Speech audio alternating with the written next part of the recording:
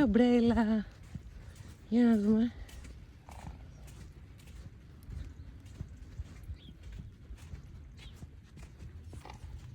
Τι έγινε? Ομπρελίτσα. Ωραία.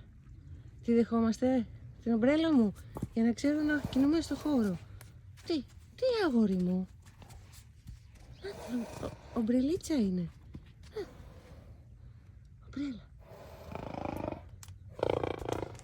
Τι, ομπρέλα, μόνο μια ομπρέλα είναι.